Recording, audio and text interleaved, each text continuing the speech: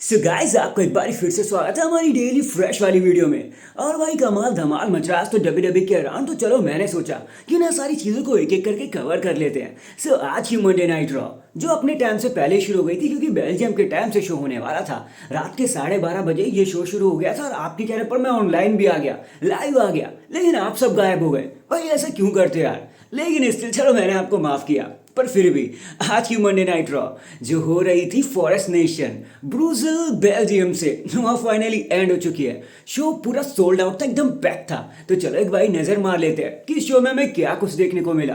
और आज तो हमारे 16 time world champion, soon to be 17 time world champion John Cena भी आने वाले थे। चलिए चीजें कवर कर लेते हैं। एंड नाउ आप देख रहे हैं रेसलमैनिक्स एंड सब्सक्राइब करना तो बनता है। तो इससे पहले कि मैं कुछ भी शुरू करूं, चैनल को अभी लाइक एंड सब्सक्राइब कर दो अगर आप चैनल पर नए हो तो, क्योंकि भाई इसकी हमें बहुत जरूरत पड़ने वाली है।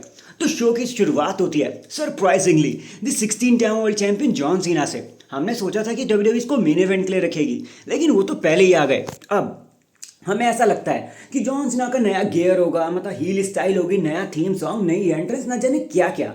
लेकिन ऐसा कुछ भी नहीं हुआ। जॉन सीना सिंपल ही आ गए। जॉन सीना का नॉर्मल गियर था, नॉर्मल थीम सॉन्ग भी था, मतलब जो उनका माई टाइम इज नाउ वाला है। हाँ एक चीज़ अलग थी, वो थोड़ा गुस्से में थे, स्टाइल भी नहीं दिखा रहे थे, लोगों को सल्यूट भी नहीं किया और चुपचाप से चलते हुए आ गए। उन्होंने स्टू से बात भी नहीं करी, भागते हुए नहीं आए, वो रिंग के बीच में खड़े हो गए। And for the first time ever 2006 के बाद ECW से पहली बार भाई जॉन सीना को मतलब शट द एफ अप के चांट मिले। यहाँ तक कि भाई इसे भी छोड़ो, जॉन सीना को भाई एफ यू दिस दैट, मतलब जितने भी खतरनाक गंदे गंदे चैंट्स हो सकते हैं ना, मतलब वो सारे चैंट्स मिले। मतलब ये सारा मूवमेंट देखकर तो मुझे वो दिन याद आ गया जब रोमन रेंस ने दी अंडरटेकर को हराया था। जब वो रॉ पर आए थे तो रोमन रेंस को कैसे गालियां पड़ रही थी, सेम वैसी गालियां जॉन सीना को भी पड़ रही थी।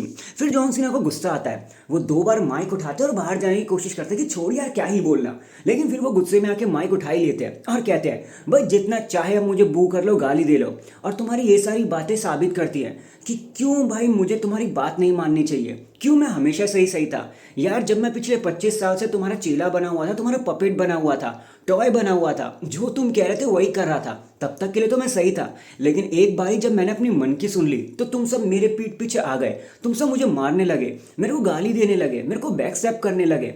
इसलिए मैं हमेशा से ही सही था, मेरे को कभी तुम्हारा साथ देना ही नहीं चाहिए था। फाइनली मैं उस हर फैन से ब्रेकअप करता हूँ जो कभी मेरे से मिला था। अब मैं अपने मन की करूँगा, किसी फैन की नहीं सुनूंगा। और बस तभी दिस इज कोडी, वी वांट कोडी की चैंट्स लगने लग जाते हैं। जॉन सीना इससे भी पिस्ड ऑफ हो सकते हैं और वो हो भी जाते हैं और कहते हैं कि भाई बुलाओ बुलाओ बुलाओ, जितना हो सकता है कोडी को बुलाओ, अपने बॉय टॉय को बुलाओ, खेलो उससे जैसे तुम कभी मेरे से खेला करते थे। इतना सुनते ही वहाँ पे कोडी रोड्स आ जाते हैं। कोडी रोड्स रिंग में खड़े होते हैं, अपना कोट उतार देते हैं, कहते हैं भाई कौन है तू, ये कौन सा जॉन सीना है जिसे मैं पहले कभी देखा ही नहीं था। कहाँ गया वो हसल, लॉयल्टी, रिस्पेक्ट, कहाँ गया वो नेवर गिव अप। तेरी शर्ट पर जॉन सीना कहाँ है, जो तेरी शर्ट पर है वो कहाँ गायब हुआ। मैं तेरे से तो बात करने नहीं आया था, हम सब तुझे सुनना चाहते थे, लेकिन इस जॉन सीना को तो नहीं, तुझे तो बिल्कुल नहीं। ये वाला पता नहीं कौन सा जॉन सीना है, तू एक वाइनी बिच है जॉन सीना। और रेसलमेनिया में ये मुंह लेकर मत आ जाइयो, मेरे को इस जॉन सीना से लड़ना ही नहीं है। टाइटल लेना है तो ऐसे ही ले ले भाई, लेकिन मैं ऐसे कमजोर जॉन सीना से, फालतू जॉन सीना से लड़ना नहीं चाहता। इतना क्या कर, कोडी रोड्स अपना टाइटल चमकाते हैं और वहां से चलते बनते हैं। जॉन सीना का मूड खराब हो जाता है। जॉन सीना सीधे सीधे फिर रिंग से बाहर निकल जाते हैं और चुपचाप एग्जिट ले लेते हैं कि भाई आज तो मेरी दाल नहीं गली। और तभी भी जॉन सीना को एफयू के चैंट्स मिल रहे थे। अभी एफयू का मतलब क्या है वो आपको पता ही होगा। खैर फिर नाइट को मतलब एक्शन पैक चीज़ें शुरू होती है नाइट के पहले मैच से, जो होता है एक नो होल्ड्स बार्ड मैच। पता नहीं कहाँ से नो होल्ड्स बार्ड था, क्योंकि मैच में कुछ खास हुआ भी नहीं। पेंटा वर्सेस लडविग काइजर के बीच में पता नहीं डब्ल्यूडब्ल्यूई से 3-4 हफ्ते से क्यों ही बुक करे जा रही है। मैच में बताने लायक कुछ भी नहीं था, नो होल्ड्स बार्ड जैसा फील भी नहीं आया, बट आराम से पेंटा अपने मैच को जीत गए। जिसके बाद उन्होंने इंटरव्यू देते हुए बताया कि भाई मेरी अगली स्टॉप होने वाली है इंटरकॉन्टिनेंटल चैंपियनशिप। जिसके बाद हमें जजमेंट डे का एक बैक स्टेज सेगमेंट भी देखने को मिलता है, जहां फिन बैलर बहुत गुस्सा होते हैं और कहते हैं कि भाई यार ये ब्रॉन ब्रेकर कम था कि अब पेंटा को भी ये टाइटल चाहिए। मेरा तो दिमाग खराब हो गया, और डॉम डॉम मेरे से तो दूर ही रही हो, तेरे से बड़ा सांप तो मैंने जिंदगी में कहीं नहीं देखा। और फिन बैलर फिर वहां से चले जाते हैं। इसके बाद हमें ईओ स्काई का और बियंका ब्लेयर का ये मतलब एक रेसलमीनिया का कॉन्ट्रैक्ट साइनिंग देखने को मिलता है। कॉन्ट्रैक्ट साइनिंग बड़े प्यार से हो जाता है बिना लड़ाई किए, पर यूएस का कहती हैं कि ये आखिरी बार था पिछले हफ्ते जब रिया और बियंका तुम दोनों ने मुझे डिसरिस्पेक्ट किया क्योंकि मैं हूं तुम्हारी चैंपियन और सब यू डिजर्व इट के चैंट्स भी लगाते ईओ स्काई के लिए।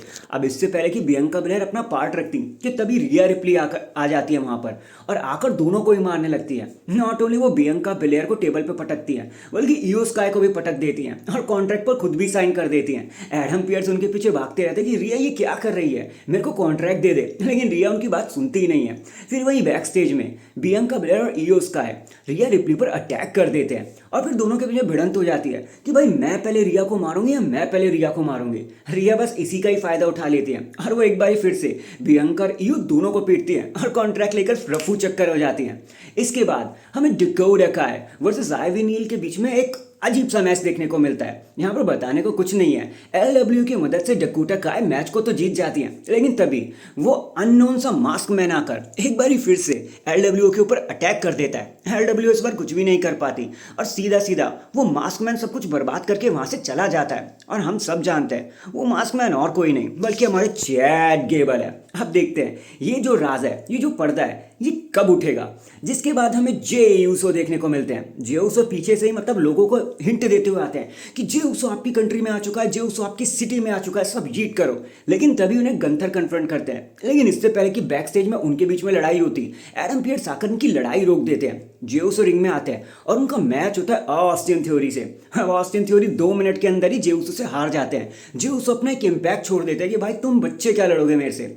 लेकिन इससे पहले कि वो सेलिब्रेट करते, गंथर जे यूसो पे अटैक करने के बारे में सोचते हैं एक बारी फिर से, लेकिन इस बार हमारे जे यूसो एक कदम आगे होते हैं। वो भाई गंथर की चीज़ों को सेंस कर लेते हैं स्पाइडरमैन की तरह और गंथर को मारने ही नहीं देते, उल्टा उनका टाइटल भी अपने हाथों में ले लेते हैं कि बेटा एक बार हो गया, 2 बार हो गया, तू हमेशा नहीं मार सकता मुझे।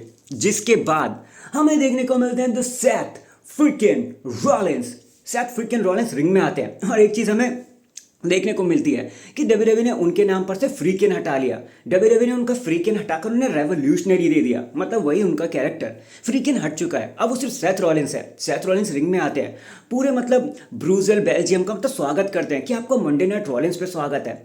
ज़्यादा कुछ तो वो नहीं बोलते, लेकिन कहते हैं कि देखो यार, इससे पहले कि मैं कुछ भी कहूँ, मेरे दोनों पसंदीदा लोग इटली में आने वाले हैं स्मैकडाउन पे, मतलब रोमन रेंस पर सीएम पंक भी, तो मैं भी वहां पर आऊँगा। तब तक ले आप सब मेरा थीम सॉन्ग गाओ। और ऐसा ही होता भी है, सारे लोग सेथ रॉलिंस का थीम सॉन्ग गाने लग जाते हैं। मतलब इससे ज़्यादा सेथ रॉलिंस ने बोला भी नहीं था कुछ, मतलब अब सीधा वो भाई स्मैकडाउन को ही बोलेंगे जब सीएम पंक और रोमन रेंस वहां पे होंगे। तो मतलब इस फ्राइडे नाइट के लिए तो तैयार हो जाओ, हमें तीनों बंदे एक जगह दिखने वाले हैं, Seth, Roman and CM Punk. खैर ये सारी चीज़ें लीड करती हैं हमें हमारे मेन इवेंट की तरफ, जो मतलब अब पता नहीं कहाँ से मेन इवेंट था वो, Finn Balor versus Bron Breakker the intercontinental championship. अब पता नहीं यार, मैं इस मैच में आपको क्या ही बताऊं क्योंकि कुछ हुआ ही नहीं। देखो भाई, मैच चल रहा था, ब्रॉन ब्रेकर मैच को जीतने वाले थे कि तभी जजमेंट डे आकर फिन बैलर को जिताने की कोशिश करती हैं, लेकिन ब्रॉन ब्रेकर सबसे एक कदम हमेशा आगे रहते हैं। ब्रॉन ब्रेकर उनको बाईपास करते हुए फिन बैलर को पिन करके अपने टाइटल को रिटेन कर लेते हैं। लेकिन अब जजमेंट डे को लगा कि भाई चलो टाइटल तो जीत नहीं पाए, हम ब्रॉन ब्रेकर को बर्बाद ही कर देते हैं, और वो ऐसा कर भी देते हैं अगर समय पे आकर पेंटा ब्रॉन ब्रेकर की मदद नहीं करते। और फिर हमें मेन इवेंट में पेंटा और ब्रॉन ब्रेकर के बीच में एक फेस ऑफ देखने को मिलता है और हमें एक फ्यूचर का ग्लिम्स मिल जाता है कि भाई आने जाने वाले समय में हमें पेंटा वर्सेस ब्रॉन ब्रेकर के बीच में एक बहुत ही खतरनाक इंटरकॉन्टिनेंटल चैंपियनशिप मैच देखने को वाला है। और ये भी हमें समझ में आ जाता है कि डब्ल्यूडब्ल्यू पेंटा को एक बड़ा स्टार सोच रही है। एंड डैंग, इसी के साथ हमारी आज की मंडे नाइट रॉ यहीं पर खत्म हो जाती है। अब देखो मेरे रिएक्शन क्या थे जॉन सीना और कोडी रोड्स के फेस ऑफ के लिए, उसकी वीडियो मैंने पहले से ही लाइव में अपलोड कर रखी है, जाके तुरंत चेकआउट कर लेना। यहाँ पर सिर्फ मंडे नाइट रॉ का ओवरव्यू देना था, सो मैंने दे दिया। अब मैं मिलूंगा आपसे लाइव वाली वीडियो में, अगर मैं आज रात को कर पाया तो। तब तक के लिए अपना ख्याल रखिए, खुश रहें। बाबू सोना है तो उससे बात कर ले, नहीं है तो ढूंढ ले, क्योंकि बहुत इंटेलिजेंट बंदे ने बोला है life is too short, tomorrow is not guaranteed. तो भाई जय हिंद, जय भारत, ऐसे ही हमें प्यार करते रहो and all the best. Peace.